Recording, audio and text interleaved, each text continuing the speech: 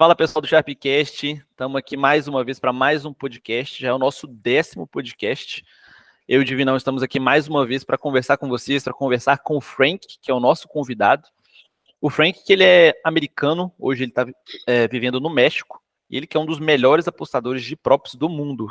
Então ele vai trazer bastante insights aí, bastante coisa nova para a gente, para todo mundo que se interessa por essa indústria das apostas. E como de costume, estou aqui com o Divinão para ele me ajudar a ter essa conversa legal aí com o Frank, né, Divinão? É isso mesmo, vamos começar aqui. Como o Lucas disse, ele é um dos melhores apostadores de props aí do mundo. Então vamos ver o que a gente consegue absorver aqui nessa entrevista, que vai estar bem bacana. Isso aí. So let's start, Frank. How did you get started in the betting industry? Say something like your life beginner on this work. First of all, thanks guys for having me.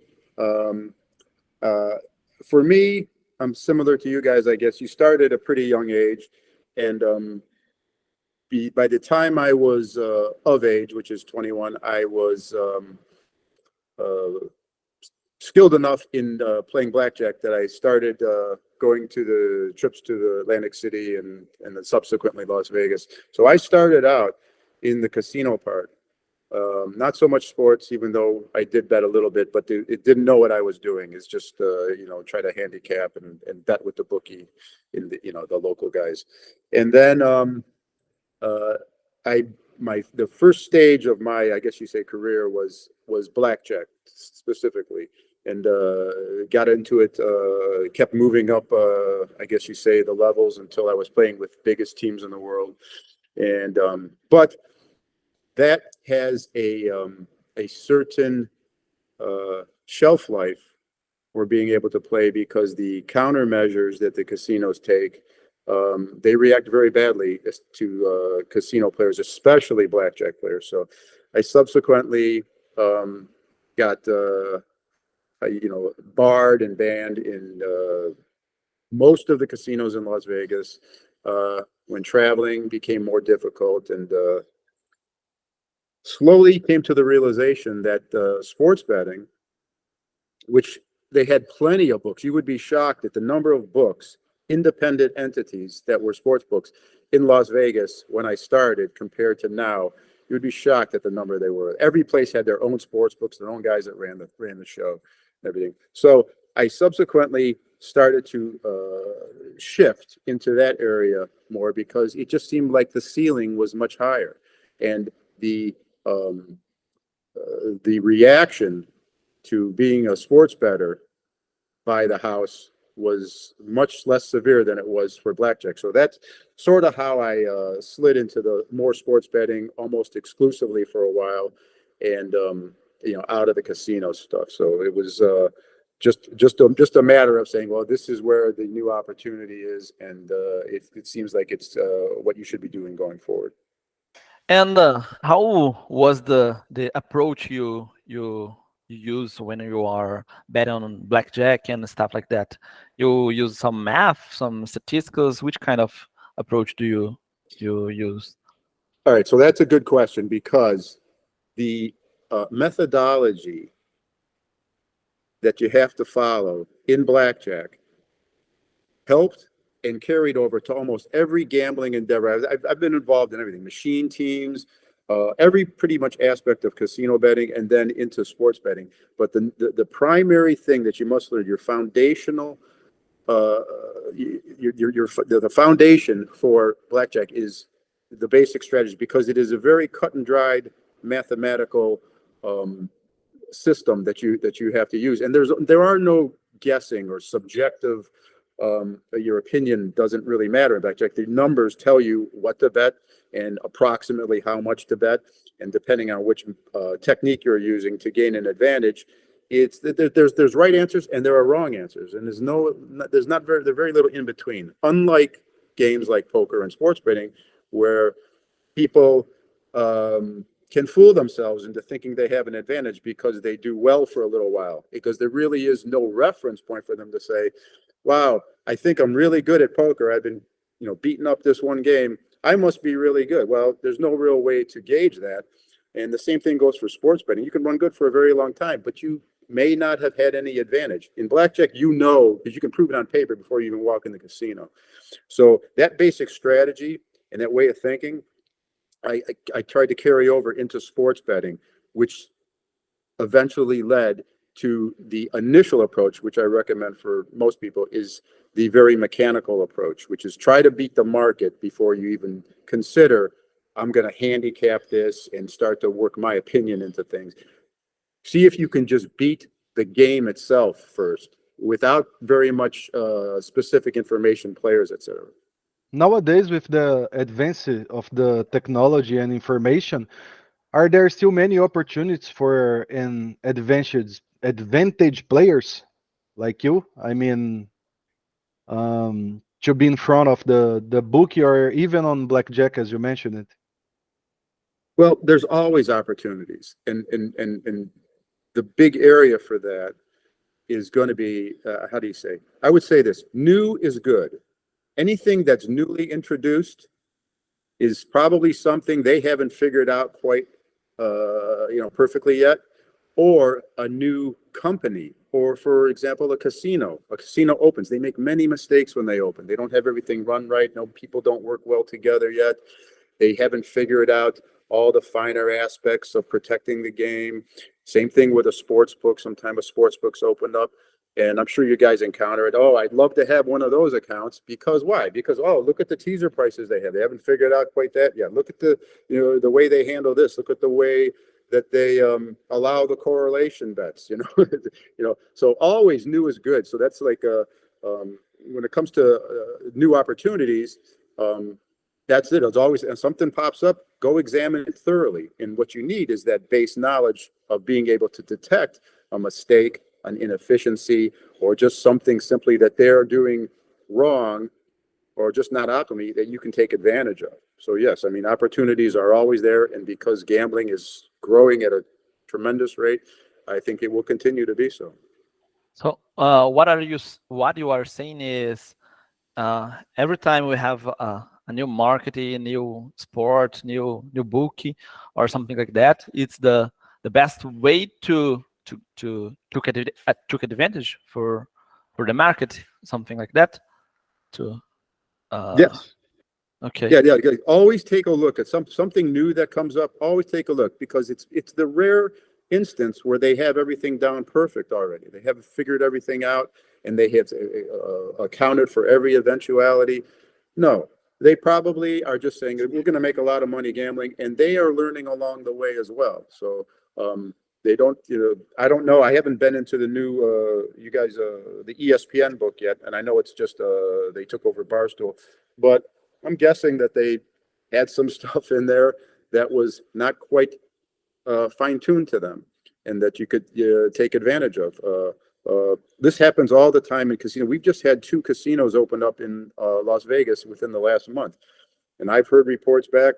My friends found all kinds of things. Oh, we're doing this right. This wasn't set up properly, etc. So yes, it's anytime something new comes up, if you have the knowledge to detect when they make a mistake, then that's a good situation for you.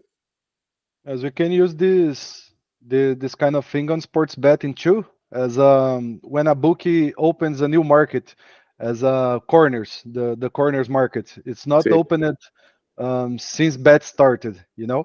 When they started to open cards and corners and props too, they used to make a lot of mistakes comparing to nowadays. Yeah, I would think so. And what actually compounds their problem is many times they do not have an expert available to them, working for them, that understands that particular market. And so what do? They copy. They're going to go copy somebody else that does do it. Now, if they copy a mistake, they don't know it. They don't understand that that's a mistake, and they can't understand why are we getting all this action on the red cards or the yellow card. They don't understand. They just think, oh, we got to move it some more. We got to move it some more. They could be off by 200, 300%. They wouldn't know any better. So yeah, so that's what I'm talking about when they say that when places open, they may not have all the experts in-house, may not have all the ability to offer all the different menu that they do. And sure, it happens in sports all the time. I don't want to go too deep into it, but you can look for correlation everywhere. Yes. That's why as you said about a copy, that's why some bookies follows the Asian market, where the big players are betting to don't make these mistakes. Right. But the more that they try to diversify into every possible available market, sometimes they have to go to some small market and they don't have a source, and they go, oh, here's my source. We used to have a sports book. You guys are probably too young for this, but it was called Olympic Offshore. Do you remember them? No. It's not that long ago. They more popularly known as the Greek. Okay. Well, anyway, the point is that they were the place that everybody went to look for their props, their player props, their NFL props, their NBA props, any kind of, because they put up more than anybody, and they had people in-house that made the lines. But sometimes they make a mistake. It could be just a entry mistake. It could be something that's a permanent part of their template that they use every game or every year. Like they had the same template every year for Super Bowl. And when they would put up a mistake, all these books they would copy, they had no idea. So that mistake would show up all over the internet, and sometimes in sports books in Las Vegas, and they had no idea that they put up a. Now, Olympic knew they made a mistake because they would immediately go in there and correct it. But then it's too late for those other guys. They don't understand. The horse is already out of the barn, and they've already put it up, and now they're taking one-sided action for the entire time of the event. And I guess that's the price you have to pay, the tax, for not knowing what you're doing and copying. Yes, that's true too. What was the transition to sports betting market, and the path to become one of the biggest references in the props market? Well, props, okay, so props are much different today than they were, let's say, 20 years ago. Because when I was heavily involved offshore betting props, there was not a whole lot of them available in Las Vegas, where my home was. And so it was almost exclusively offshore. And it was very frowned upon back then. You have so many available props in so many different directions. You have a receiver, how many yards he gets. You have alternative yards. You have longest catch. You have all these different ways. It wasn't like that back then. It was much, more basic. But it was frowned upon, and I would lose accounts left and right, or get knocked down to nothing. And occasionally, the book would go. You have a kind of a smart guy running the place. He would say, hey, listen, we don't want you betting baseball total bases matchups anymore. But you're better than the guy we have. Would you want to make a deal? You make the lines for us, blah, blah, And so I actually tried that for a while. I went to work on we made a little deal, and I would make the lines for either Sunday night baseball or Monday night football. And so I came to be known among the bookies as well as the players as somebody who could make a line for primarily player props. Also do the basic props, but I did that for a while. It didn't last long because it just wasn't for me. It's a tedious process to make a line for everything and try to put up something that's going to grab two-way action, because it's a little different than making a line for yourself. You're not factoring in what is the market's perception, because that makes a big difference, because you're just trying to split action. You're not trying to find a line that you think is not representative of what perception is. So I did it for like a season in football and a season in baseball, but then I went back to just betting. I was betting myself the whole time, but I let that go. I said, this is not for me, bookie side of it. Okay, that's good. With your great experience and rational vision, typical of an AP, as we advanced players, as we mentioned before, what are the big advantages of being a market analyst in relation to per handicapping? The big difference between you handicap your model, let's say like that, and to market analysis. Well, there's a lot of advantages.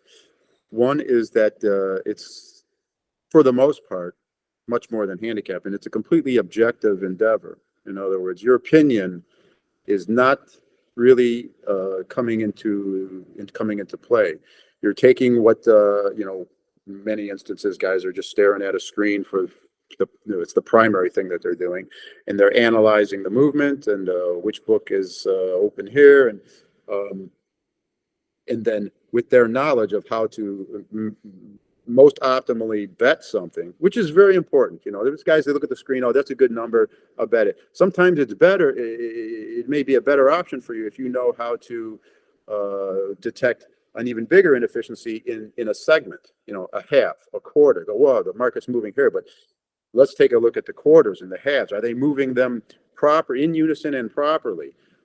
Once you start to grasp how each bet option should be approached, and you can analyze inefficiencies in all of them, not just the main game and the side, then it seems like you have endless amounts of work that is possible for you, because you're looking at everything, your alternative lines, all those things that are available to you these days via internet sites, calculators, and just tools that you've created on your own. That wasn't the big thing back then. So if you had that information, you'd be betting all day. Now you still do that now. It's just that things can be a little bit tighter. So taking that part out of the equation, your opinion, and just saying, well, I can just see mathematically these are good advantages within the market. That offers some protection for you, so that you know what you're doing, and B, you do not get emotionally involved because it's not your opinion that's at risk. You're just saying, I'm just betting my numbers, and what the screen is telling me what to bet. It's not me, it's telling me this is a bet, so you go ahead and you bet it. And that's much easier on you mentally when you're going through it, because I don't know how you guys go about your day when it comes to taking a look at how games are going, progressing, like how your bets are doing. But a big recommendation that I would have is unless there's a reason for it, don't sweat your games. Some guys will have a computer up and they're watching the live thing as the game's going on. They want to see how their bets are doing. It doesn't do you any good unless, I guess, maybe if you're doing live betting or something, it's not going to help you. All it does is make you some people a lot crazy. And I know many guys that burn up a lot of mental energy, and they're frustrated all the time because they're sweating their games. It's like, what is the purpose of this? They just like it. That's part of the attraction to them. That's what does it for them. But I tell you, I got to the point, I don't look at anything until the next morning. I wake up, well, let's see how I did. And that's it. There are some games I watch, I like watching NFL primetime games, but kind of outside of that, and I might not grade all my stuff that night. I just get up and see how things went, because it'll make you crazy, And Yes, but you don't watch this NFL game to see your bet rolling, right? Just You for see fun, because you right? like, just for fun. Right, because and a lot of times when the primetime games come, a lot of bets are funneling into that, whether it's the back end of a parlay, back end of a teaser, or whatever. And I go more heavy on the player props for the primetime games because there's more product available. But I don't get that wrapped up in the result, because as you guys know, if you bet volume, it all comes out in the wash. You don't have to get so excited and throw something at the TV because some guy dropped a pass or a field goal. He missed a field goal. You're wearing yourself down unnecessarily. And Frank, Another thing about this kind of watching your games, I guess that it's a problem to increase let me say, your anxiety, and you're addicted to betting too, instead of using the mind calm to analyze, to bet, to put the money in market, and all the things like that. Right. You don't have Well, time like I say, think correctly. For some guys, that is the juice. That's the charge they get out of it, is watching the bets and stuff. It doesn't do the same thing for them if they just tally things up at the end, hey, that's like a stock moved this much. All right, I made that much. Yes, for some guys, you can't tear them away, and I watch it. And some guys that are my age, I'm older than you guys, I see it. Takes a terrible toll on them. Because in addition to doing what many people do, which is to sit in the chair with the screens and all day long staring, and their attention is always all over the place. That's not a good thing for you. And I see the older guys that struggle with it, and they, eventually realize it's a problem. But the younger people, like you guys yourself, you guys kind of grew up on this, and like my son, who has started to be involved in first casino and now sports betting, and I try to encourage him. I say, man, you're staring at that phone all the time, all day long. Half your friends claim they have, how you say, ADHD or whatever, attention deficit, whatever. And it is epidemic among guys that bet sports because they can't relax for a minute and take a break and give their mind a rest. It is, just the average person 30 or less, they have this problem. So just imagine if now you feel this is a necessity. I have to stay on top of this. I have to watch this. I'm watching this. I'm looking at my tech. That's not a way to achieve balance in life. So you gotta, find some place where you can cut some of that out. And for me, my recommendation, if you don't need to, do not sit there and stare at the scoreboard and watch the games and add to all that, sensory overload.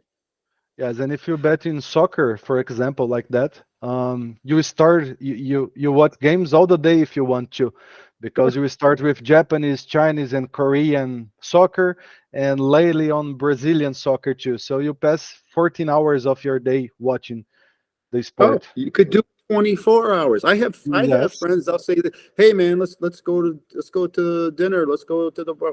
Oh no, I have Finnish hockey starts in 10 minutes. I have to do, I'm like, okay, yes, well, and have all the other sports too, not only soccer. Yeah. Right. Yes, that's hard too.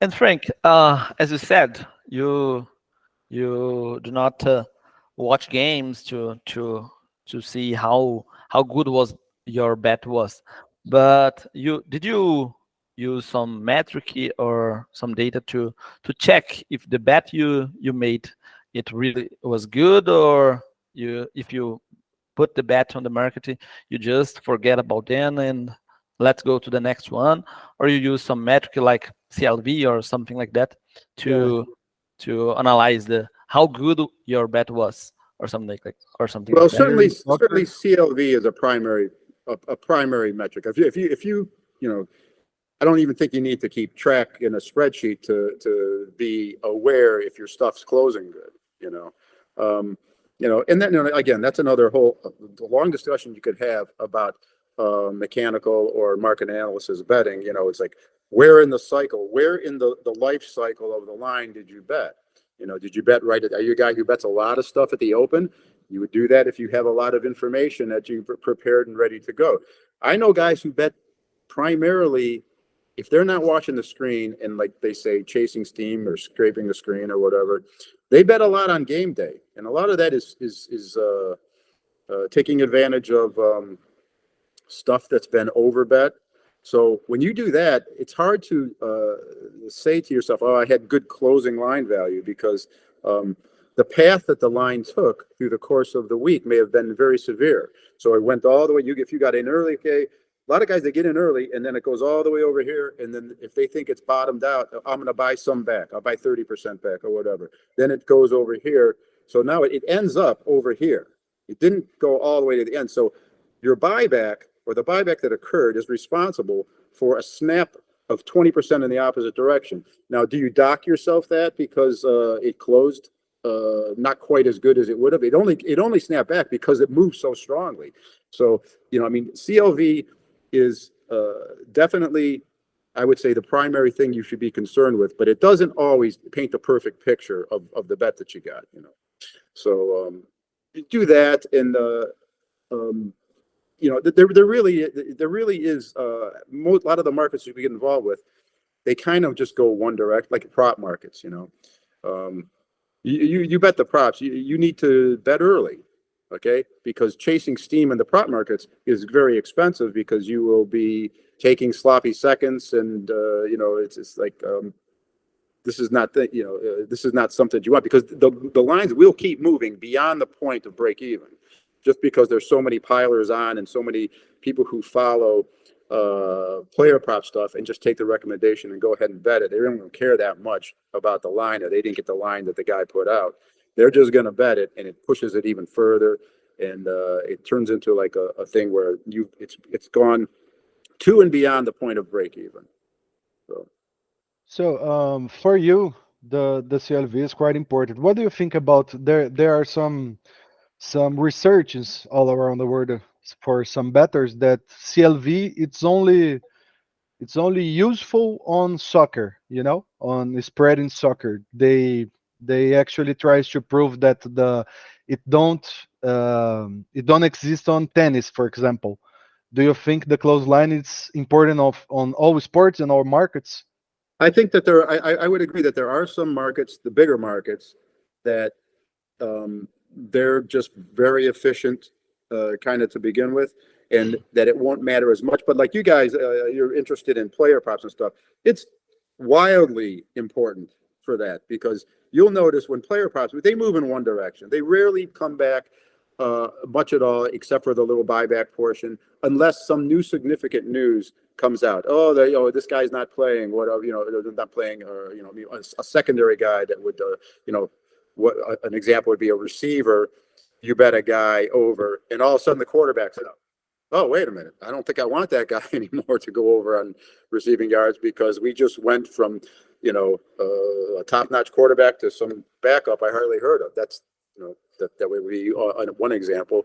So, player props, it's very important because the lines that they put up, I don't know what you guys, let me ask you guys a question. When you bet your player props, what percentage of your bets are on overs versus unders? A lot of more on unders. We don't bet on props, for example, but on spreads on soccer, our main market is the positive spread, on the underdog bet. In different ways, the money line, the half a goal, all that kind of stuff. Yeah. It's kind of on the goals. It would be on under too. A lot of more. So, but I'm speaking more on areas where the distribution of over and unders has an inherent bias to the under, due to, like, if you bet on a soccer team, the whole soccer team is not going to get hurt, okay? But you bet on a player, your guy gets hurt, and you bet over, you got a real problem, Yeah. And that's what I see. The biggest mistake that I see, as we go back to the initial discussion about having a basic strategy, the biggest mistake I see with people betting props, player props, is that they seem to gravitate towards the overs. And I understand why this is many people, when they look at something, they say, who do I like? Who do you like? What that means is, who do you think is going to do well? And it's exacerbated, it's amplified by the focus on DFS, daily fantasy sports, because that's what they're all trying to figure out. They're all trying to figure out who are the guys I'm going to use to put my team together. I want all the guys that are going to do good. And that's a big carryover to the prop market. And so when you see guys on the radio shows, the TV shows, the podcasts, and you pay attention, at least 80%, I would say, of the recommendations for betting on player props is to bet the over. I have friends, guys that are pretty sharp, and they tell, who'd you bet today? They'll tell me 4 overs. I'm like, man, I go, you understand, and they're good at it, but they'd be so much better if they were more balanced, and they try to find guys who they think are not going to do well, because everything that can go wrong for a player in a game, almost all of them penalize the guy who bet over and benefit the guy who bet under. The guy could get hurt, obviously bad for you bet over. There could be a game, a game flow, a game script that is, you bet your quarterback over, your receiver over, and somehow they jump out to a big lead. Now what they're supposed to do is supposed to run the ball out. And the converse can happen. You fall way behind, and then you have the running back over, they're not going to give him the ball, you know. All these type of things, coaching decisions. I'll bench this guy, put this other guy. All these things penalize the guy who bets over and benefit the players that bet under. And that's why you'll see at the sharp books that the lean on the juice eventually ends up to the under on 4 out of 5 props. I was going to complete your position about it, because I'm not specialist on NBA, you know, but if you bet on a over and the team starts to win for a big spread, this player will be benched, as you said, Right. about coaching decisions. Foul trouble is another one. Yes, don't need to be only about the hurting player at all. So you're just stacking that on top of the fact that the public is much more interested in betting overs to begin with. You know, they're not interested in betting Patrick Mahomes under. Oh, he's going to have a big game today. They have a terrible pass defense, blah, blah, you know, so they bet it up. You see it all the way through the season, including into Super Bowl. You know, that the popular players that people like to bet, they get bet up. So you end up with what you sort of described in the soccer betting. You end up on the ugly side, that some people would think it's the ugly side, but you have the right side and you're getting the right price. And you know, that's part and parcel of being an advantage bettor. Many times you end up on the side that you tell a recreational bettor what you have, like, well, why would you do that? You know, well, because the value's there. Another thing about it too is when you have a big star, as you said, like let's say about Tom Brady on 3-4 years ago, all the market, the amount of players will bet on him, his over receptions, over yards, and over things like that, because it's Tom Brady, right? So they will move the line better to under 2 on this kind of case. Right, and it's just another area where you can fade the steam. You know, say, well, you know, and you know, I don't, you know, the whole term about people that originate and people that follow. Everybody cannot originate everything. Okay, so you know, so that's why you learn how to analyze the market. You can participate in everything. Now, I make all my lines for the players. Okay, so I can bet early. So I guess that's what you call originate. I'm not waiting for anybody to hear any other opinion. I'm just waiting for the number to go up, and I'm going to bet one direction or the other. I'm not going to bet at all. But so there. But you know, as the market unfolds and the action comes in, like you just described, you know where the bets are going to go, and may create an opportunity for you later betting against the marquee players, because you know the public is going to be hot to trot, especially if you're sitting there and you watch the pregame or you listen to any of the analysis about the game. They're all going to be talking about this guy should do good, this guy should do good, this guy, you know, he's scored a touchdown in 10 straight games, etc. You know what's going to happen as a result of that. You know where the bets are going to go, and come game time, an hour or so, you probably on some of those are going to be on the other side. Yes, I guess another problem we have on this, it's the mainly people that predicts on TV shows and things like that. They are not betting experts, you know. They are fan of the show, not of the numbers. So they always will try to bet on over to can, you know, to watch with emotion. Let's talk like that. And just not disappoint the people who are. I'll tell you a story. Back in Vegas, it's, you know, 15 years ago, we used to have a meeting on Tuesdays with all the handicappers in town. You get invited. It was sort of a thing. You would like to be invited to this Tuesday meeting. And many of the guys that went there were what they, you know, touts, I guess you say. You know, they sell their picks. Yes, and yes. The discussions amongst them, I would hear what they're saying, and it's like they couple guys would work for the same company, and they would say, oh, it's you know, for Thursday night football, you know, I have to give out what do you want to do? You want to do the side or you want to do the total? You know, it doesn't matter if he has a play on it. They have to give it out. They have to give out a side, and this guy's going to do the total. Whether he likes it or not, he's going to give an opinion and recommend it. Foreign people pay him money for this, and it may be an absolute nothing. Then, to make it worse, it may be that a terrible team is the right side. It's on the right. Maybe they're getting 7.5. You can tell that the market's going to go down to 7 because the sharp. They won't. I can't. They'll say something like, "I can't give that out." The customers won't like. They don't want to bet on the Buccaneers. They want to bet on the. So it's all of this stuff that's publicly available information. You have to watch it very closely and take it with the grain of salt, because they're not betting. They're not advantage bettors. They're just doing, their advantage is to sell the information. So, and they want to sell it to as many people as possible, so they can't make it. If you give out a pick on a team that's perceived as bad, and that pick loses badly, that's going to be very costly to you. You're going to say, well, how the hell could you pick that? Why would you ever tell me to pick something like that? So they almost, it's almost a forced market. You have to give them what they want. Yes, and when it's a big game like Super Bowl, I mean, you can't say it's all fair lines. We don't put money on anything of this. He needs to find something to make them put the money on it. Right. And no, people ask you who to bet on the coin flip, and that's no joke. People will ask. Yes. And no one wants to watch a under game, right? Everyone wants to.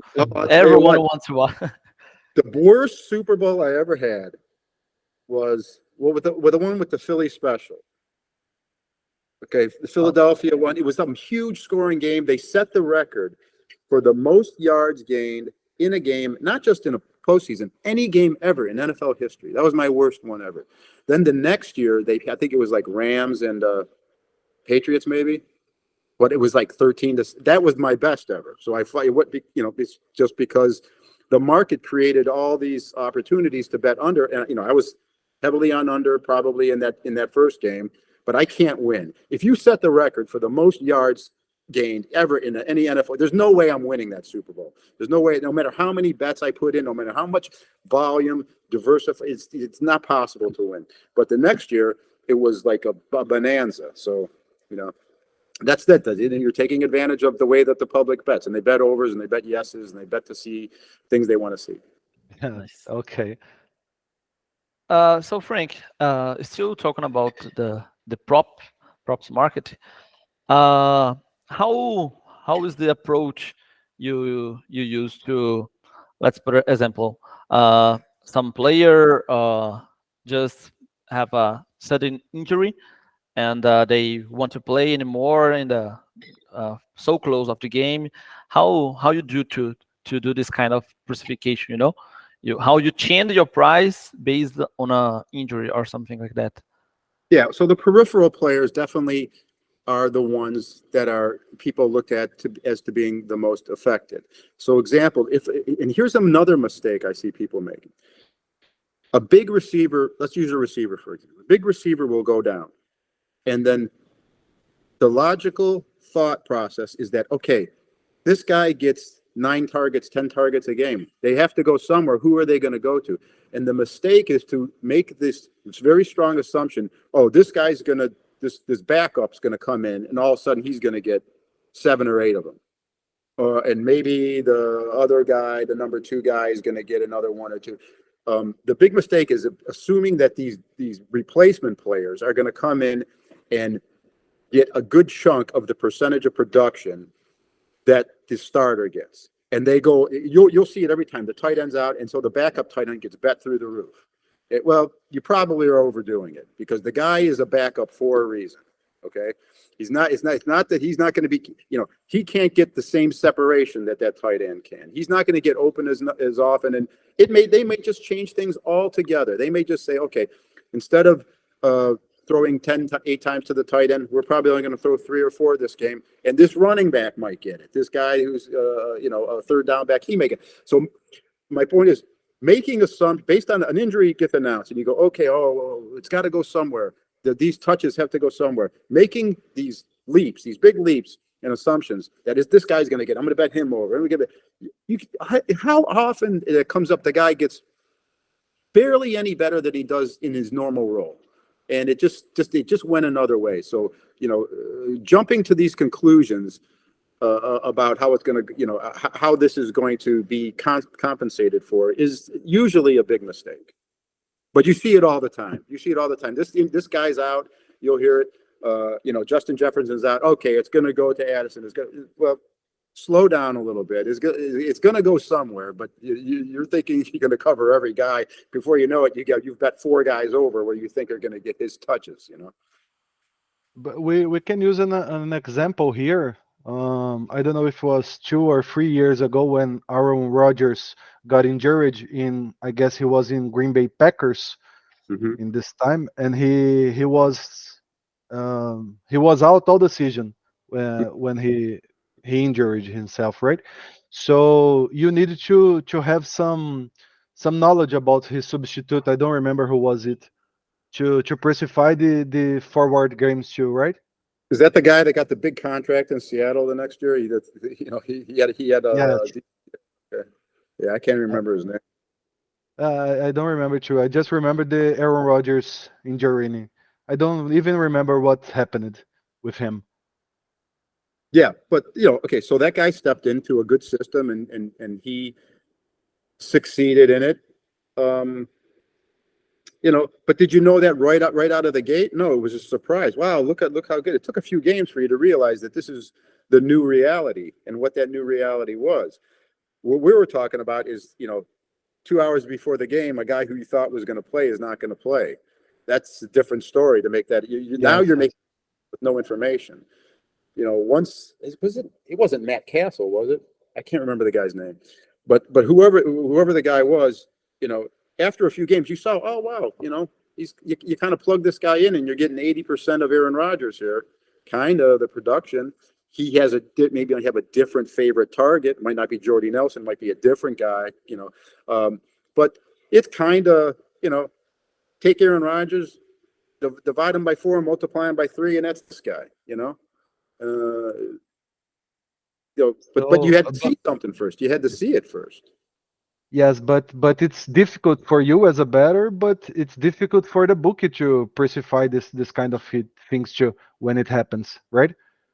Yeah, I mean, if it's just one guy, like the receiver example that goes on, they might take it down for a moment and then put things back up, maybe a little change. If the quarterback goes down, a lot of times they take everybody down for a while and then think about it and then put stuff back up, or don't put stuff back up. They say, no, we don't know what to do. If Mahomes is out, for example, we don't know what to do with these guys. These receivers kind of crappy anyway to begin with. What are we going to put up here? We're just going to be gambling with them. We're gambling with the guys that probably know more about it than us.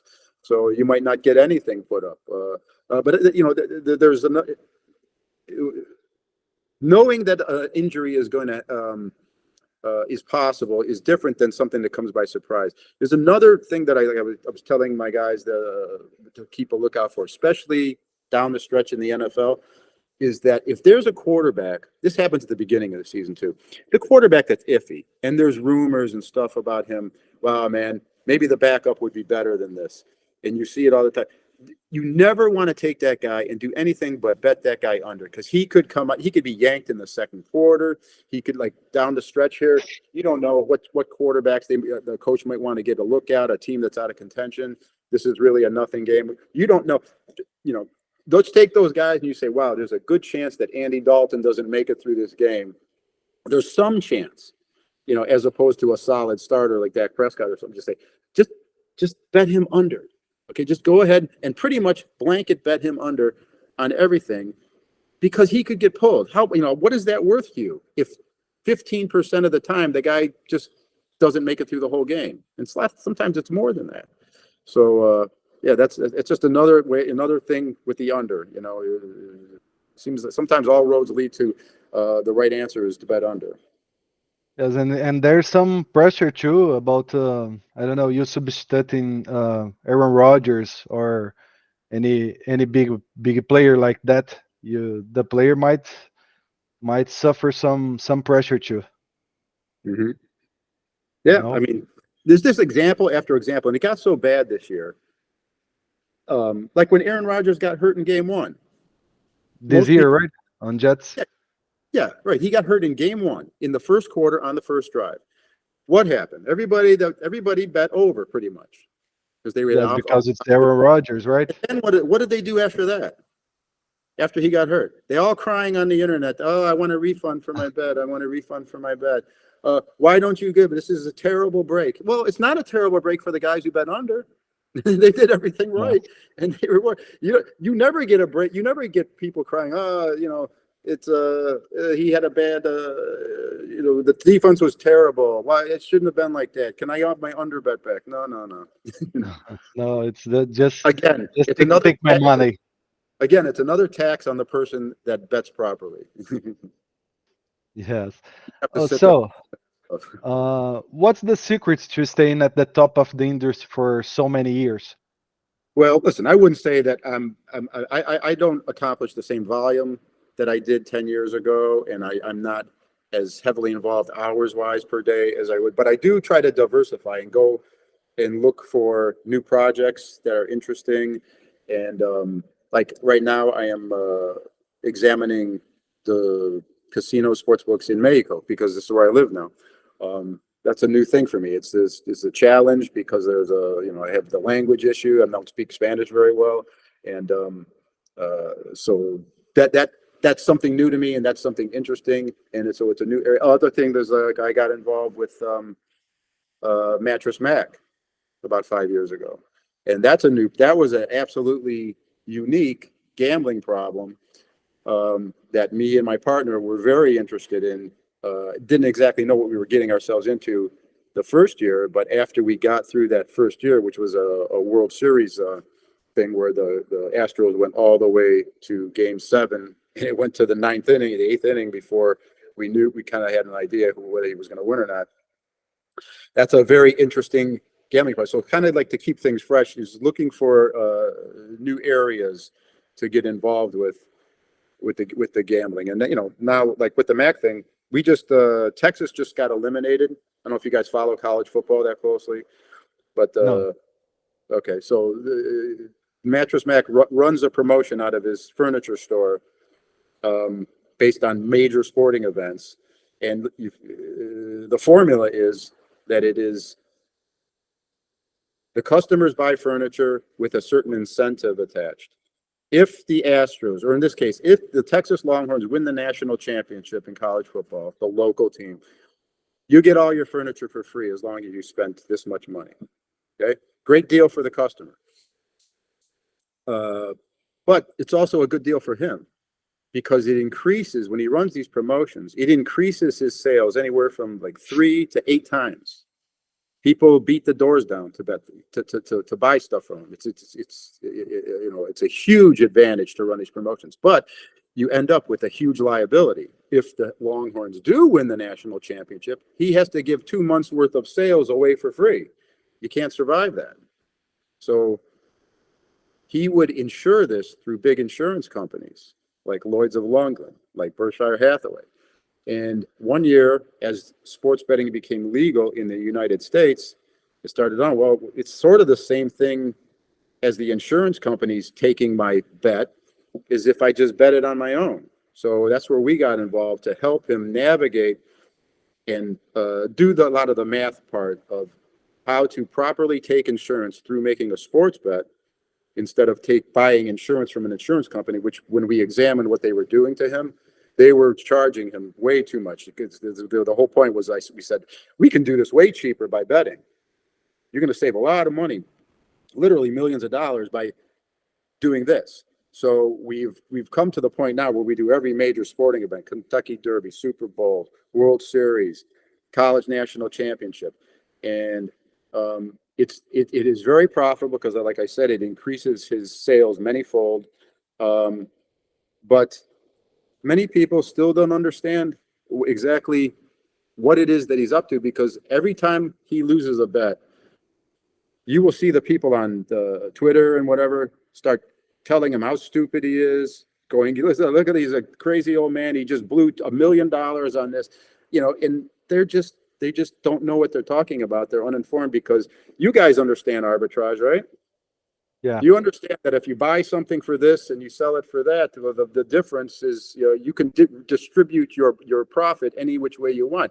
This is no different. The first component of the arbitrage is that he is selling the furniture and the customer gets Texas to win the championship. And the price that they get is not what it should be. It's basically, let's just call it even money. So they're only getting even money that the Texas law, it should be like plus 500. And as they advance to 3. So the other part of the equation, the other part of the arbitrage is the bet that we make at the sports book. So he got plus 275 on Texas to win when it was down to 4 teams. So just imagine if you had an arbitrage opportunity where one side was even money and the other was plus 275, it's pretty good, right? Yeah, you will win anyway. You win a lot, and you can redistribute. You can distribute the results any way you want. You can put so much on this so that you win X amount. If Texas wins an X amount of thing, you could put all the weight on one end of it if you wanted to. It's not the smart thing to do in this instance, but the public only sees when he loses the sports bet, and then they go immediately and call him dumb. And I say, I wish. You could only wish you were this dumb, that you had this huge advantage on arbitrage, just because you see the part that lost. How about the part that won him $5 million? You don't see that. You just call him dumb because he lost a hedge bet. It's the same thing with these big bets you see on the internet. You think, wow, this guy bet $300,000 on this and he won. Wow, that's great. You have no idea what that bet was. It could have been the back end of it. He could have been a buyback. You have no idea why that bet was made. He might want it to be seen. It might have just been the sportsbook said, well, look, we took 300,000 on, the Ravens money line. You don't know that the guy didn't have the other side. You have no idea. So you start calling people idiots because you see a bet that loses, or geniuses because something won. You probably don't know what you're talking about. You just like to watch money go back and forth and insult somebody that loses money. I see it all day long. That's why one of the reasons I told you guys, I don't do Twitter. I can't take it. The people are just so insufferable. Yes, it's difficult, the Twitter. And this you said about when you see that how much he loses, it's a marketing of the sports book to say that he lost some million of dollars on this game, but you don't see the other book that he put that he won some millions of dollars too. They don't publish it. He's won in the last 4 years. I think he has the top 3 highest amount cash out on a ticket in the United States. All 3 of them are his, and it's just from these promotions. It doesn't mean that we did great, that the result was, he didn't win all that money because he had to give the furniture away, Yeah. And because the other side of the equation came in. But, like, for example, Tampa Bay, when they won the Super Bowl, yeah, he won $3.7 million, but you had to give the furniture away. He would much prefer to lose the bet, because if you lose the bet, we're always slanted so that he does better on the furniture side of it. So we want to lose the insurance bet. And it also saves administratively. He doesn't have to process all these refunds. I got to give you your money. It's just, all right, just keep everything. I lose the bet to the sports book. The next time we go and ask for a bet, they're going to go, yes, we want your bet. You just lost millions. It works out very well. So, but like I say, people only see half the equation, and so they don't, and somehow can't just grasp what's going on. Yes, that's interesting to hear. What's the experience and responsibility of being the betting advisor of the Mattress Mark, as you said, right? What is the experience personally saying, not for the market? Well, I enjoy. We both. My partner is Anthony Curtis. He runs the Las Vegas Advisor in Nevada, in Las Vegas, and we work good as a team because I do most of the number stuff and he does most of the the social stuff, getting in touch with the head guy at this book, the guy at DraftKings, the guy at this. He can get, he has other contacts and everything, and then Mac has to go and make these bets eventually. But I come to appreciate working for and wanting to help him, because nobody gives more money to charity, has more projects going both in the medical community and in the Houston area than Jim McInville, Mattress Mag. He gives millions of dollars away a year, does all kinds of things that people don't even, that go unreported and stuff. And getting to know him and understand all the different things he does for hurricane relief, for, home, just everything community. That guy, if he ever ran for mayor of Houston, he would win in a landslide. It wouldn't even be close. There would be nobody, they would probably run unopposed because there was nobody, anybody could beat him. That's the amount of goodwill that he builds up by all the community things that he does. So you naturally want to help somebody like that. And also, in the same time, protect them from getting taken advantage of, which has happened over the course of our relationship. Other, you would say, groups in the gambling world try to take advantage of them, and we have to kind of protect them from that because, I'm not going to mention any names, but let's say people you've heard of try to get at him and try to get into his pocket, and you need to protect him in that way. So I enjoy working with him, helping him out. And it's not about money getting paid. It's about, the guy is such a good guy that you just want to help him. Nice. And Frank, and if you have to give one advice for beginners, batters, whatever person who wants to get into this field, which you are going to say for this kind of people who are just beginning on the betting industry?